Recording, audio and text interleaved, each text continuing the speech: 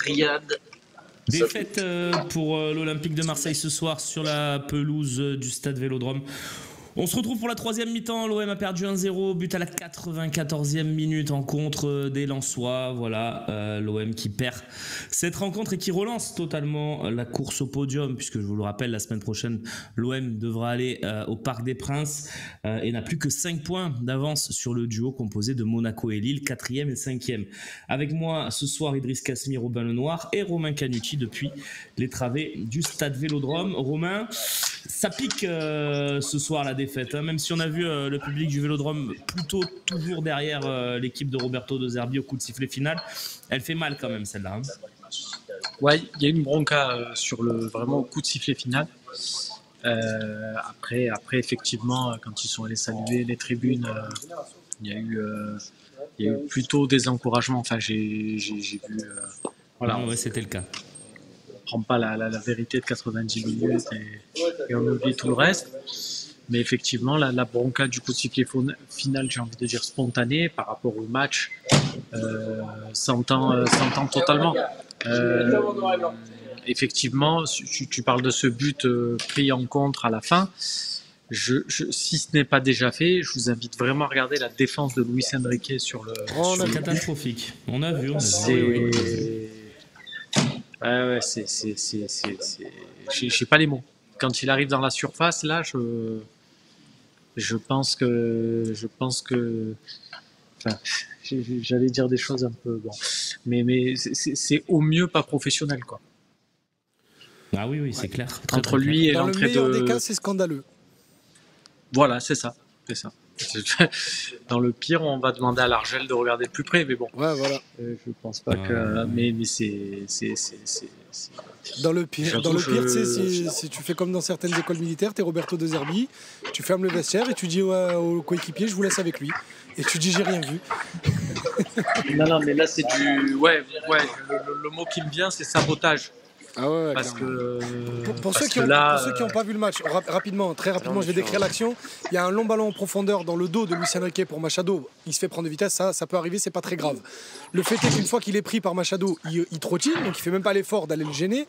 Machado du coup arrive devant Jérôme Rouli, fait une feinte de frappe pour revenir pied droit, sauf que du coup Luis Enrique qui a arrêté sa course parce que Rongier est venu sur Machado, dans son dos il y a El Ainaoui qui est en train de demander le ballon, il voit El Ainaoui, il va pas sur El Ainaoui, et du coup Machado a plus qu'à glisser à El Ainaoui qui marque dans le but. Donc c'est vraiment, il a arrêté de défendre à partir du moment où il a vu que Rongier est venu prendre Machado.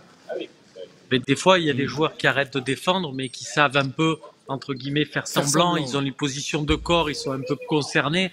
Là, il a vraiment trouvé des poches dans son short. C'était incroyable. Ah ouais, il a mis les mains dedans et il a regardé l'action. Bref, on parlera des cas particuliers un peu plus tard dans l'émission. Ouais. Mais bon, c'est grave parce que voilà, un joueur qui coûte un penalty à la fin, on lui dit ce point-là, si à la fin de saison il nous le manque, on sait où il nous l'a manqué. Là, clairement, Luis Enrique, ce qu'il a fait, ça vaut un penalty provoqué à la fin, quoi. Moi, franchement, les amis, de toute façon, on va lui mettre son tarif, hein, Luis Enrique, tout à l'heure dans les notes. Oui, après moi, j'aimerais qu'on parle, les gars, des 92 minutes d'avant. Ouais. Parce qu'au final, parce que je l'ai dit pendant le match, on part à toute berzingue après l'ouverture du score pour aller essayer d'égaliser. Mais moi, je le dis à Robin, même si on égalise, c'est un match ultra négatif pour moi, même s'il se finit un partout. Hein.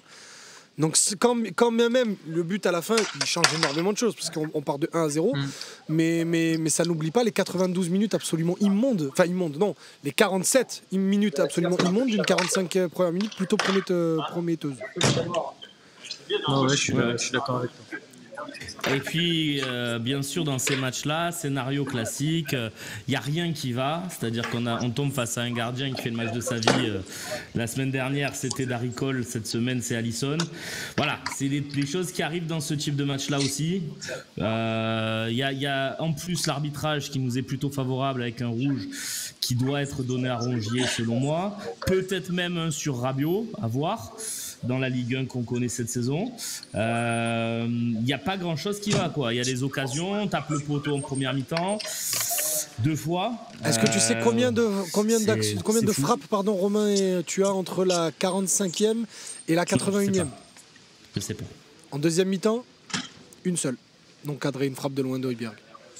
Non, il y en a une de Greenwood aussi, mais toute pourrie. Mais c'est pas. Ouais, c'est problématique. Mais c'est pas. Bon, oui. Pas après, dans les 10 dernières minutes, t'as les actions que Mathieu Ryan sort dans tous les sens. Mais entre la 45 et la 80e, il n'y a rien. C'est vrai, et puis ça remet en cause aussi peut-être certains choix de De Zerbi. Robin, non? On s'est posé des questions avant. On a été un peu tensé en disant oui, mais De Zerbi, il connaît, il sait ce qu'il fait.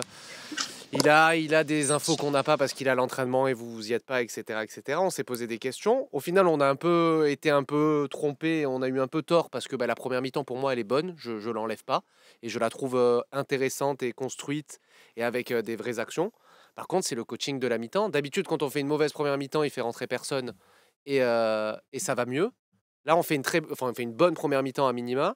Il fait rentrer 2 personnes et c'est une catastrophe. Parce que je suis désolé, on en parlera effectivement après, mais l'action de Luis Enrique, en professionnel, elle n'existe pas déjà. En professionnel, cette action n'existe pas. Je suis désolé, je ne l'ai pas vue récemment. C'est un truc que je vois jamais. Et il s'est donné tort, c'est-à-dire que ils n'ont pas démarré, ils ont fait la gueule et ça se voyait. C'est-à-dire qu'on a eu 2 garçons qui sont rentrés, qui ont boudé et qui ont fait un match absolument catastrophique dans l'engagement, dans l'envie. Effectivement, un Nadir et un Dedic, c'est 2, 3, 4, 5 fois meilleur que ce duo-là. Pas parce que footballistiquement ils sont meilleurs, mais parce qu'on a vu que le football c'est de l'engagement, le football c'est du respect aussi, parce que là, Luis Enrique il nous a craché dessus les gars. Là il nous a vraiment pas respecté. Il n'a pas respecté les 60 000 et tous ceux qui regardent comme des fous devant le match. Moi je suis fou là, hein. Un truc comme ça me rend complètement fou. Donc il y a eu beaucoup de mauvais choix, des joueurs, de l'entraîneur, et va falloir vraiment, ça me fait penser à un peu ce truc de Auxerre quand on perd 3-0 aussi. Cette deuxième mi-temps, alors là, c'est que la deuxième mi-temps et pas la première. Mais il y a beaucoup de choses à tirer sur une deuxième mi-temps aussi catastrophique dans l'envie. Les mecs comme Højbjerg aussi qui passent à côté. Les garçons qui prennent pas du tout leurs responsabilités. Cette équipe qui a pas envie, quoi. On a senti que sur la deuxième mi-temps, ça ronronnait. Un Bennacer qui fait une seconde mi-temps absolument atroce. Un Rongier qui avait fait une bonne première mi-temps, mais qui se retrouve avec les deux, là, le duo qui est rentré. Il avait des joueurs sur lesquels s'appuyer, là il s'appuie sur personne et il fait n'importe quoi. Parce que clairement il fait n'importe quoi sur la deuxième. Sans parler de son rouge où il doit sortir, parce qu'il faut le dire, hein. On s'est beaucoup plaint de l'arbitrage, mais il doit sortir. Et derrière il s'est retrouvé, quand un gars comme Rongier se retrouve autant déstabilisé parce que il est plus aidé par les mecs de devant, voilà ce que ça donne. Ça prouve que c'est un sport d'équipe et que là t'as 2 joueurs qui n'ont pas joué le jeu. Et quand t'as 2 joueurs sur 11 qui jouent pas le jeu, voilà ce que ça donne. Une horreur. Romain, à ton avis, c'est une péripétie ou ça remet quand même en cause beaucoup de choses et ça pose aussi la question du podium carrément ce soir? Non, podium, je pense pas, mais parce qu'il reste quand même des journées, on se dit, c'est le fameux sprint final, ça on en est quand même loin. Il reste beaucoup de matchs, mais effectivement, t'as Paris, et après t'as une trêve, donc là tu vas avoir derrière. Tu vas avoir une trêve où ça va discuter sec et où on a besoin de retrouver certaines bases.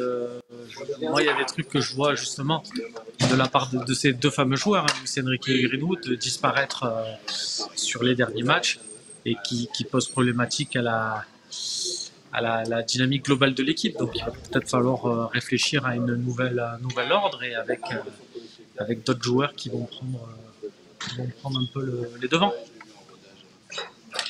C'est votre avis aussi, les amis? Je te mens pas, j'ai pris un gros coup moi sur la tête après ce match et après ce but. Je sais pas trop. J'arrive pas à en tirer les enseignements. Je sais pas parce qu'au final, il y a vraiment eu demi-temps dans ce match. Excuse-moi Romain, il y a vraiment eu demi-temps. Oui. J'essaie de réfléchir depuis tout à l'heure à ce que je vais dire. Il y a vraiment eu demi-temps dans ce match parce qu'en fait, pour moi, ce qui nous a, croyez-moi, je n'aime pas cet argument parce que on parle de footballeurs professionnels qui sont censés aller chercher une deuxième place dans un match, dans un stade chauffé à blanc. Ça devrait être le b.a.-ba. Mais je ne peux pas croire qu'il a manqué autre chose que de l'envie ce soir, dans cette deuxième mi-temps. Parce que le manque de justesse technique qu'on a sur la deuxième mi-temps, il ne vient pas de passes compliquées ou simplement de mauvais contrôle. Il vient d'une légèreté et d'une facilité à gérer les offensives qui sont vraiment insultantes. Moi, je suis désolé. Au-delà du but, qui est ce qu'il est, je le mets de côté parce que c'est un fait à part. L'entrée de Greenwood et Luis Enrique, elle est scandaleuse. Quand tu vois la pace, l'énergie que mettent Amar Dedic et Bilal Nadir avec toutes les imprécisions qui sont au premier mi-temps, je dis pas que leur match est parfait, loin de là. Mais avec l'énergie, l'intensité qu'ils ont mis, qui ont permis d'étouffer le bloc lensois, qui a permis d'écraser, de créer des occasions par des appels fuyants, par des provocations sans cesse, quand bien même elles ne sont pas toujours passées, l'entrée de Luis Enrique et de Greenwood, c'est un crachat à leurs coéquipiers. Sans parler du club, des spectateurs, c'est un crachat auprès de leurs coéquipiers. Moi, je suis Guiri, avec toutes les actions que j'ai pu me provoquer en première mi-temps, et le match immonde que je me suis tapé en deuxième, parce que j'ai pas eu un seul ballon potable, dans le vestiaire, je rentre, j'en prends un des deux, je lui claque la tête dans l'autre. Mais il y a quelque chose qui bouge, c'est pas possible. Tu peux pas rentrer et être autant hors tempo de tes coéquipiers comme ça, c'est pas possible. C'est pas possible. Ouais.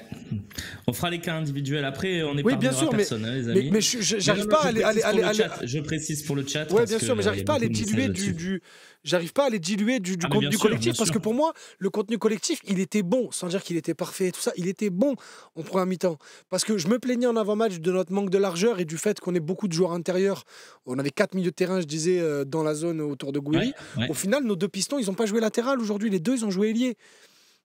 Et du coup, tes deux joueurs intérieurs, tu les as trouvés pour combiner entre le piston et Guiri. Et Guiri il s'est procuré des occasions. Rabiot, il a eu des opportunités. Nadir, il a eu des occasions qu'il a quillé au CAOM. Mais il a eu des occasions. En deuxième mi-temps, tu n'as rien parce que Greenwood, il joue sur la même ligne qu'Højbjerg. Ouais, en étant à droite, il joue trop bas. Et en plus, au-delà de jouer bas, une fois qu'il a touché le ballon, il n'y a pas d'accélération. Il part pas dans le dos de Luis Enrique, il n'y a pas d'appel fuyant. Soit tu lui donnes le ballon et il fait de la magie.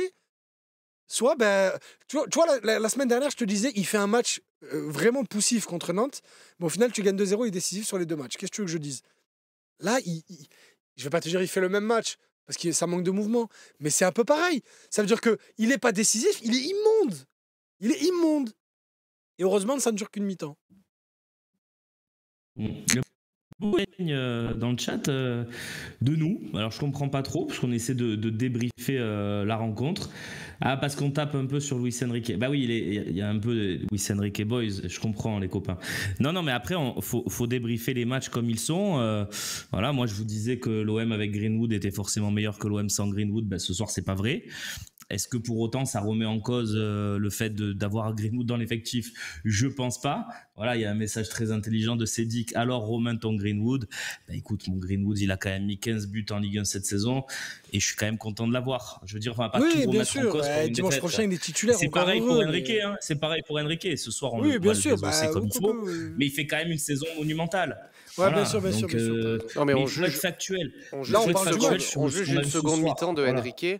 C'est les gens qui sont honnêtes, parce que Enrique a failli marquer parce qu'il se procure une occasion, un peu la même qu'il a mise contre Nantes. On fait pas les grilles. Je sais plus quel but il met comme ça contre Lyon, pardon. Il met un peu ce but contre Lyon où il a mis plein de lucarne, ben là il a mis sur le gardien. Mais que vous soyez pro Enrique, pro Greenwood, pro ce que vous voulez d'ailleurs, factuellement, non mais voilà, on est pro M exactement, mais même si vous êtes de mauvaise foi, l'action de Luis Enrique à la 94e minute dans un sprint final de Ligue 1 où tu dois conserver à minima ce point et tu fais ce qu'il a fait.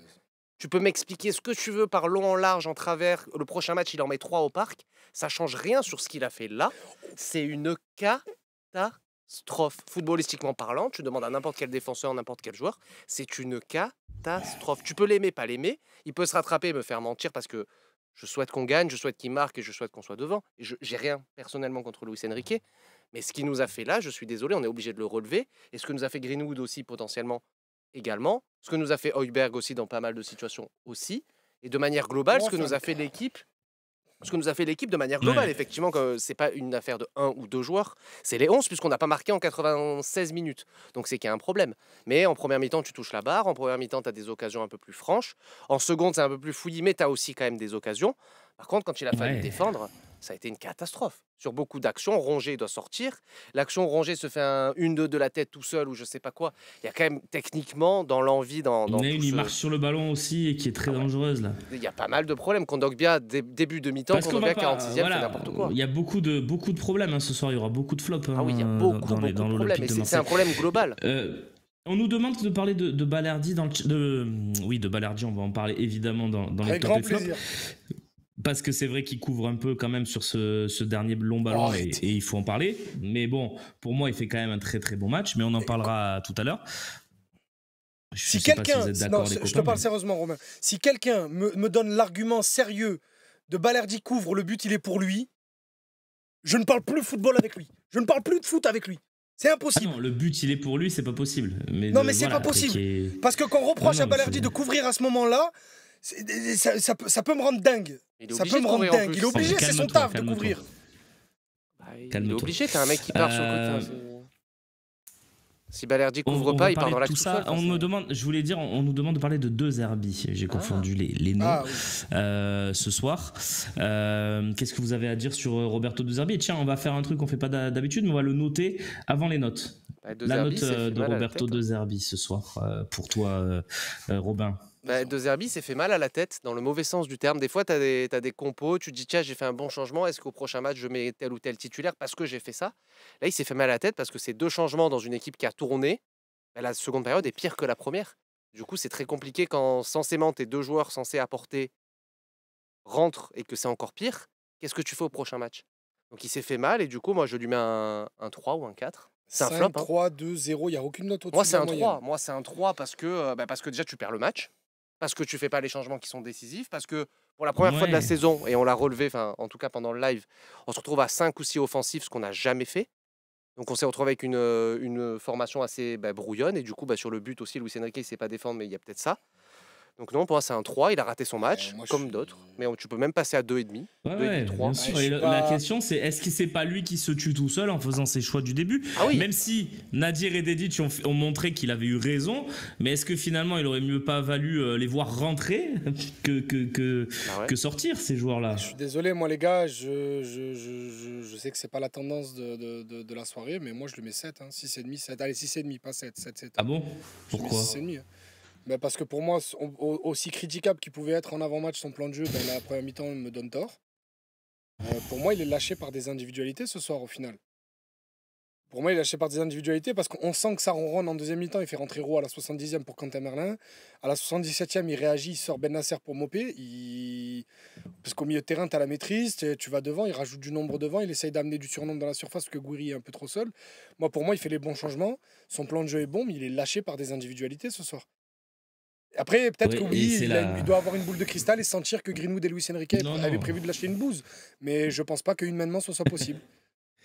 Et c'est la 3e défaite en 6 matchs. C'est Larsen fidèle qui nous dit ça dans le chat et il a raison. C'est vrai que ça fait beaucoup.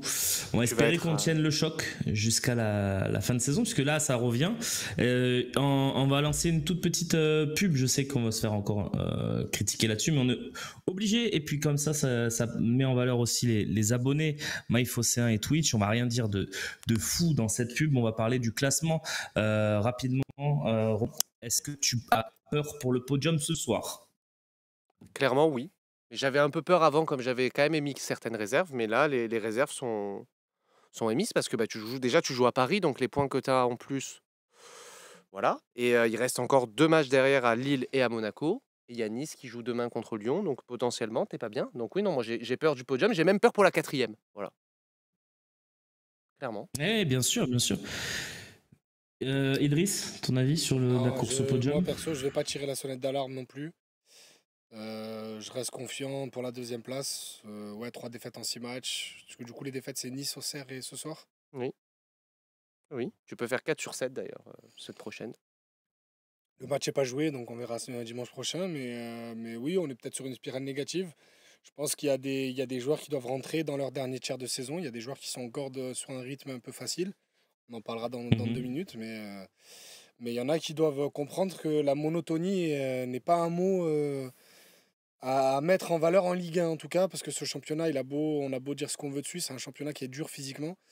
Et jouer en claquette, c'est bien, c'est beau, ça fait gagner certains matchs, mais ça fait pas avancer une équipe. Je vais préciser que moi je ne suis pas d'accord avec ton analyse de tout à l'heure sur De Zerbi. Pour moi il rate son match comme les autres. Moi je pense que dans un match au Vélodrome tu dois pas commencer avec le seul Gouiri, Amine Gouiri devant.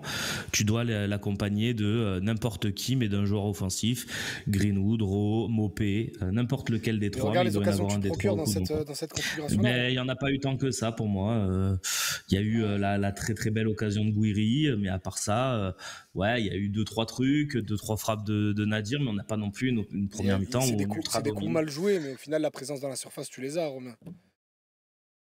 Écoute, chacun son avis, Idriss. Moi, je suis pas convaincu, même par la première mi-temps. Je trouve qu'on est léger dans la surface. Il y avait l'envie, ça c'est sûr, mais moi ça me suffit pas et je pense qu'il faut un attaquant de plus aux côtés de Gouiri dans une compo au Vélodrome contre Lens qui reste sur 4 défaites et qui a 10 absents. Voilà. Sur le papier, je suis plutôt d'accord avec toi, mais les faits, moi, me calment un peu. Les faits, tu es à 0-0 la mi-temps. Hein. Ouais, mais après ça, il manquerait plus qu'il soit en la réception des centres, le collègue. Normalement, si Nadir et Merlin, ils ont décidé de viser le capot du CAOM, tu veux qu'ils fassent quoi Le job d'un coach, c'est de trouver la tactique adéquate pour emmener le ballon dans la surface. Après, le reste, c'est de la finition. Ouais, non, mais moi, je comprends ce que tu dis. Je suis plutôt d'accord même, mais je pense quand même que De Zerbi, c'est un peu frileux au coup d'envoi. Voilà, donc, bref, on va basculer sur les notes. On y va tout de suite.